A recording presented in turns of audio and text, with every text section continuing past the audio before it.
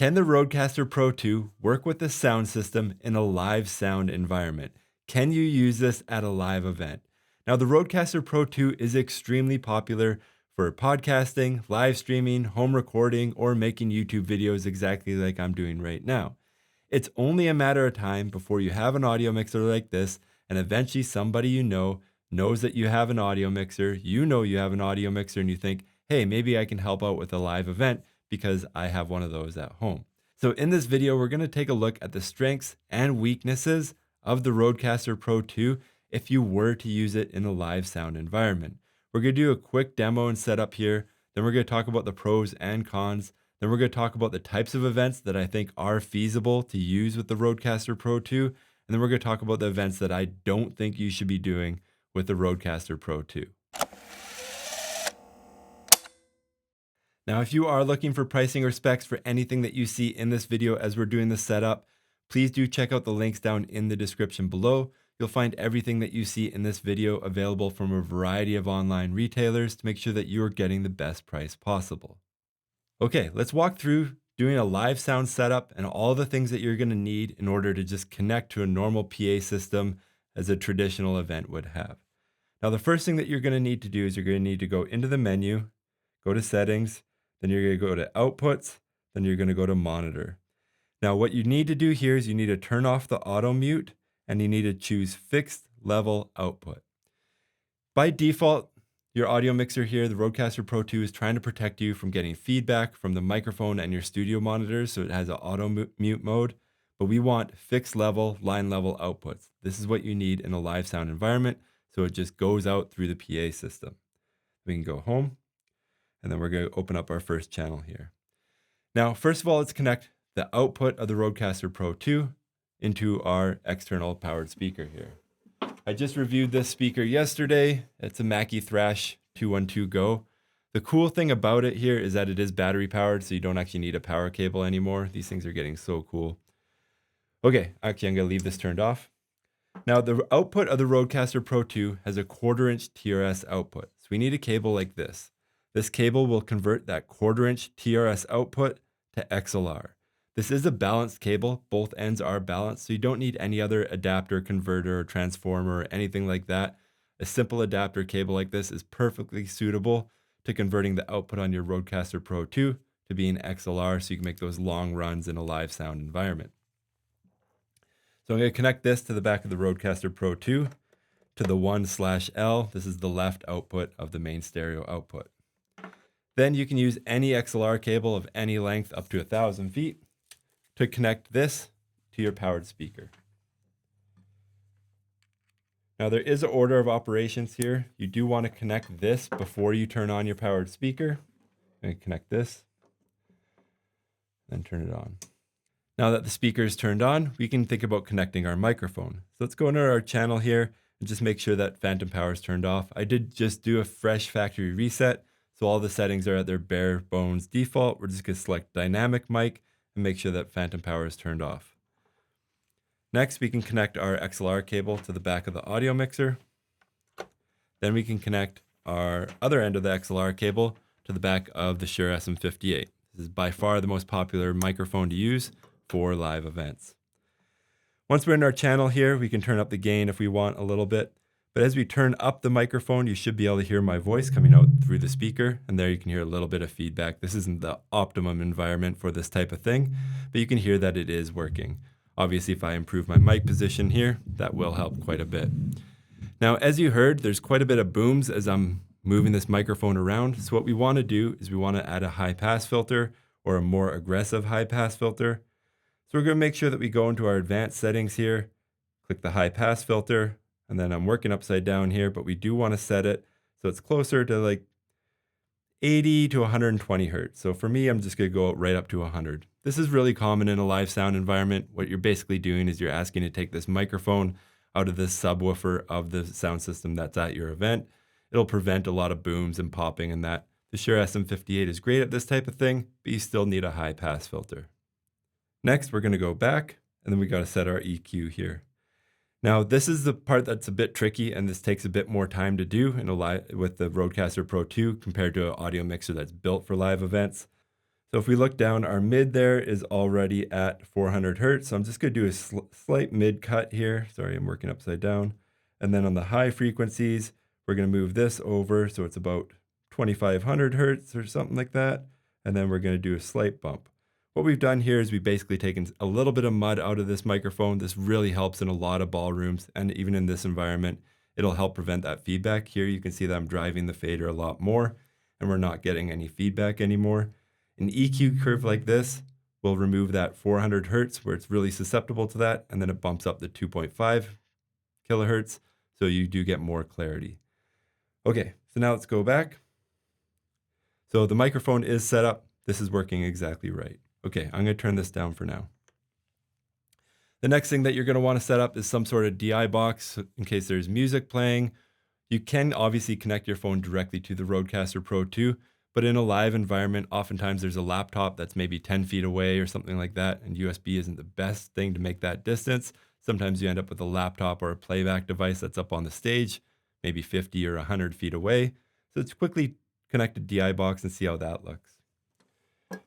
Now, because the Rodecaster Pro II only has 4 inputs on the back, we want some sort of DI box like the Pro AV1 here. What this will do is it will take your stereo pair from your phone or laptop or device, and it'll convert it to a single mono XLR cable. Again, we really don't want to be burning up our precious 4 XLR inputs on the back of the Rodecaster Pro II, but if you want to, you can use a normal stereo DI box if you do have the extra channels.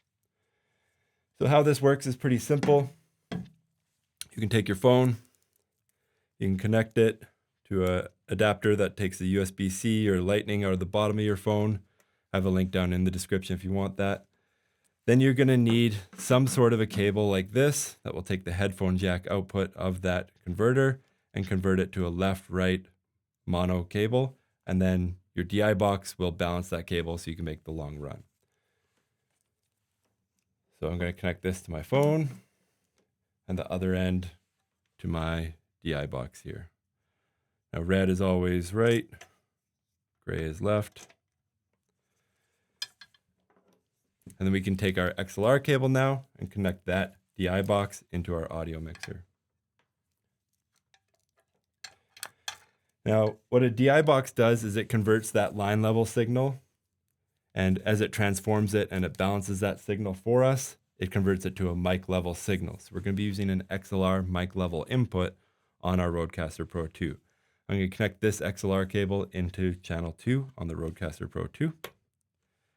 I'm going to open up my phone and get some music playing. All right, I got some music playing from Epidemic Sound.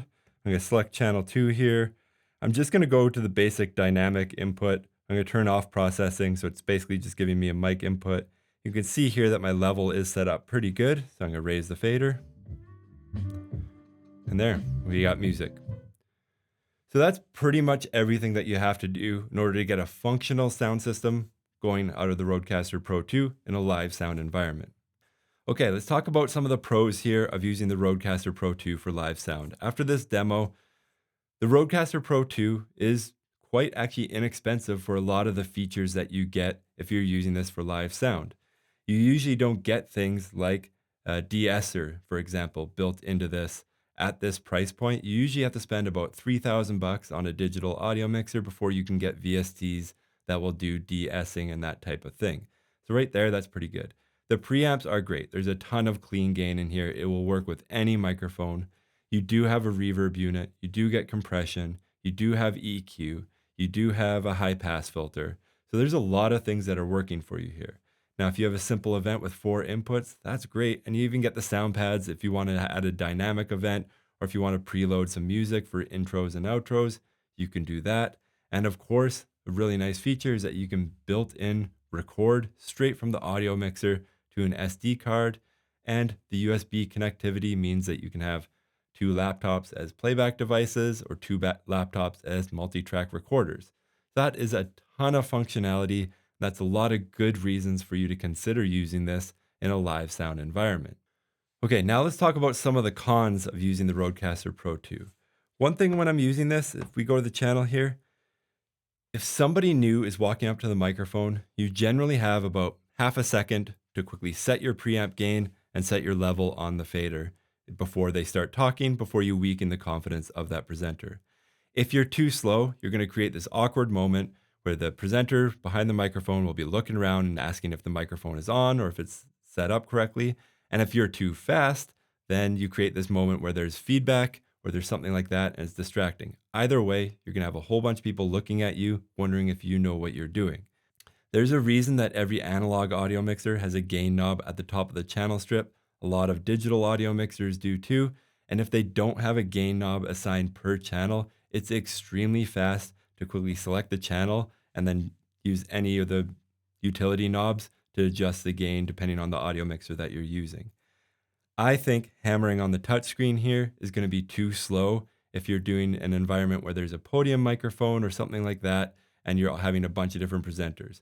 So the workaround to this is you're going to set your level really aggressively, and then your fader is going to be at the halfway mark, so you have a ton of headroom to move up and down.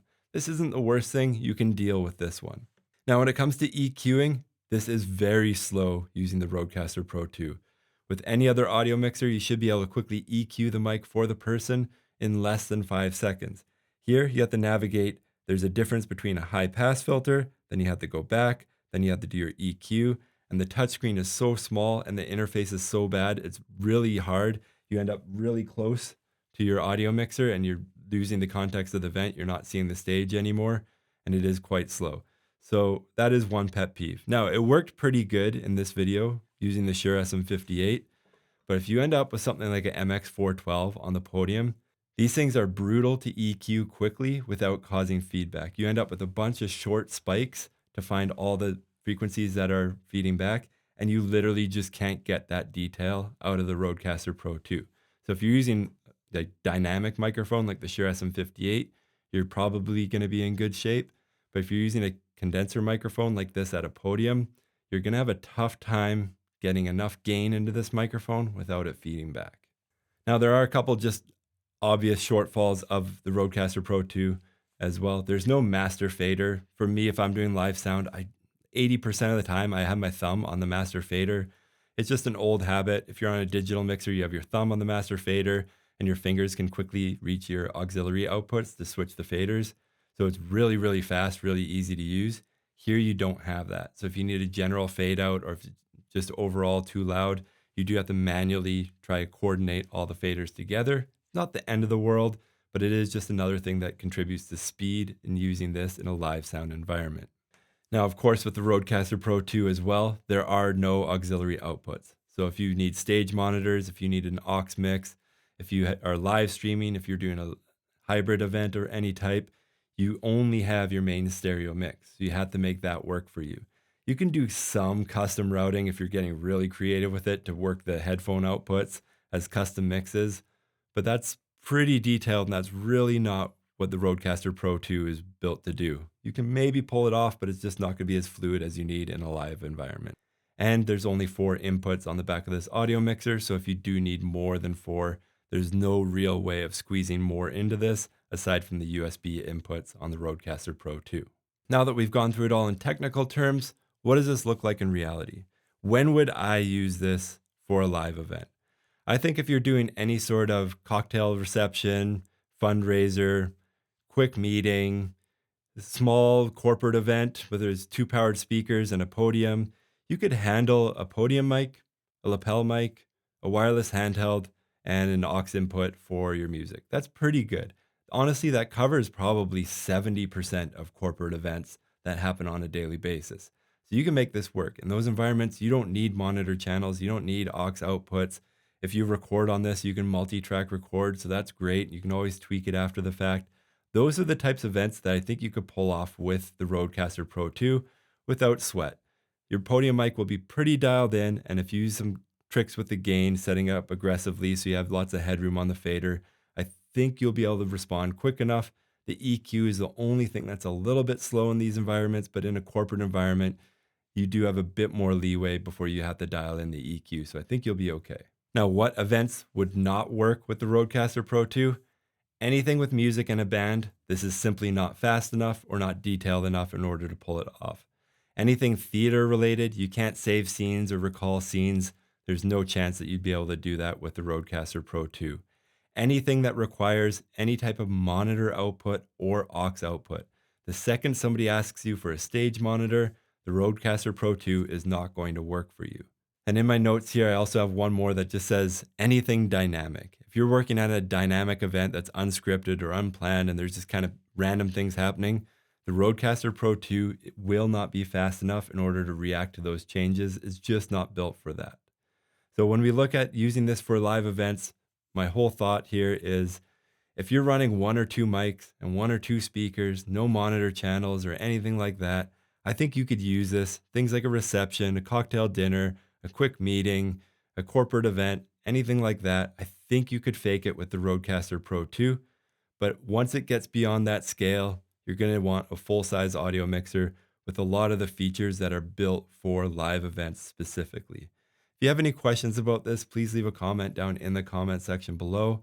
Again, if you are looking for pricing or specs for anything in this video, we have links down in the description below. And if you want to see more videos like this in the future, please like and subscribe. Thank you for watching.